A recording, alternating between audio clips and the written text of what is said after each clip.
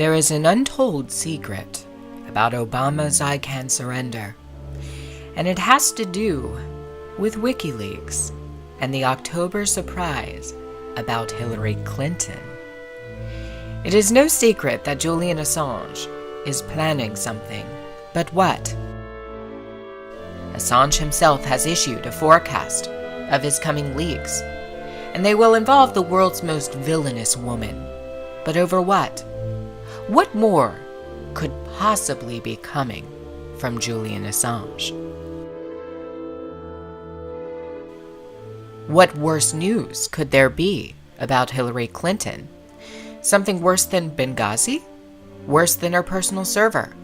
Worse than all of our lies? Worse than her abuse of Bill Clinton's mistresses or the Clintons' link to Jeffrey Epstein? What could be worse than all of these scandals?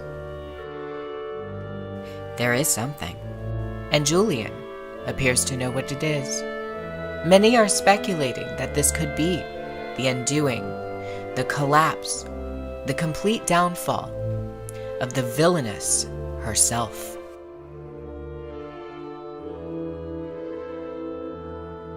Let us visit something curious that is going on, and that is the real reason behind the transfer of the internet. Is it merely because Obama is ceding power to the UN?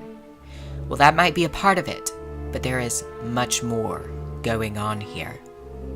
If we look at Julian Assange's own Twitter with 191,000 followers, we see, interestingly, he had noted something in his description. The Twitter feed hasn't been active since April 2013. This would have been several months after he was granted asylum in the Ecuadorian embassy in London. Perhaps Julian lost access to his Twitter feed in 2013. In it, you can see that Assange files a grievance against the United States as the world's largest internet censor, guilty of lying and deceit, and using ICANN to block WikiLeaks publications. And now, ICANN has been provided with the address book for the entire internet, starting on October 1st. And this was an initiative just ahead of Julian Assange's October surprise involving Hillary Clinton. Is it a coincidence that Obama would do such a thing? Absolutely not. This is Obama's version of change that America was supposed to believe in. But it isn't change at all. It's all lies and deceit. It is Obama who is at the helm of the greatest stripping away of the rights of free speech and rights of press that we have ever seen in modern history. He and Hillary Clinton will do anything to stop the truth from being known about them. If you'll hearken back with me to an interesting situation in 2012, another man threatened to expose a presidential candidate that year as well. His name was Andrew Breitbart. Breitbart was charismatic, outspoken, and his influence was growing rapidly by the day.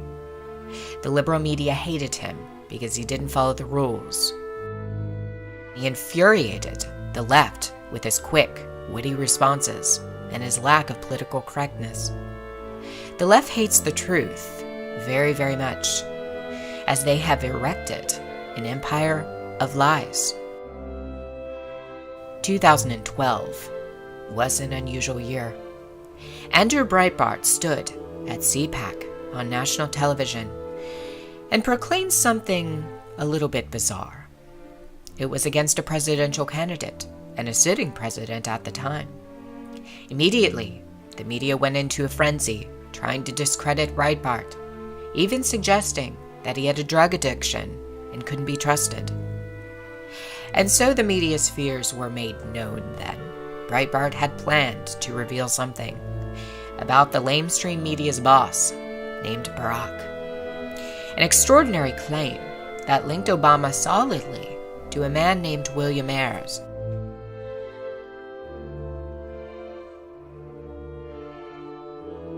Most people don't know the truth about William Ayers and Bernardine Dohrn, and that's because so little was ever made public about them by the US government.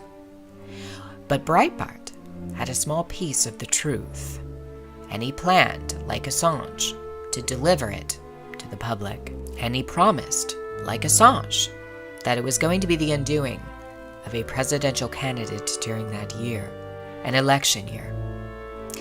There are many, many, many similarities between the events that played out in 2012 involving Andrew Breitbart and what we are seeing now in 2016 involving Julian Assange. Both threatened presidential candidates during election years. Both did so on national television. Both appeared to have received intelligence or some type of piece of evidence that was not previously made known to the public. Both of them had leaked evidence of a scandal that would inevitably destroy the chances of the competitors for president in 2012 and 2016. Though there is one difference between Breitbart and Assange. Breitbart was poisoned, and Assange is still alive, though his lawyer has already been murdered, and there are multiple attempts by assassins to infiltrate the Ecuadorian embassy. One has to wonder if Breitbart anticipated that his life would be in danger by what he said on national television. Like his fellow journalist, Assange has also gone to national television and proclaimed that he had access to a treasure trove of detail into the truth of the villainess herself. But it's not just a personal scandal here. It seems to go beyond this.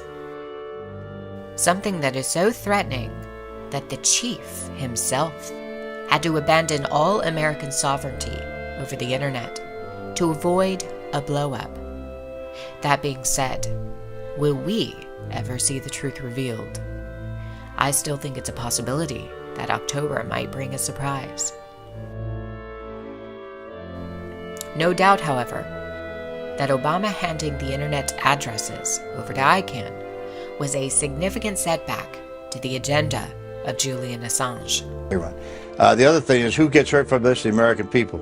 The way to deal with in the national security of the United States, the way to deal with this is pretty simple. We got special ops forces.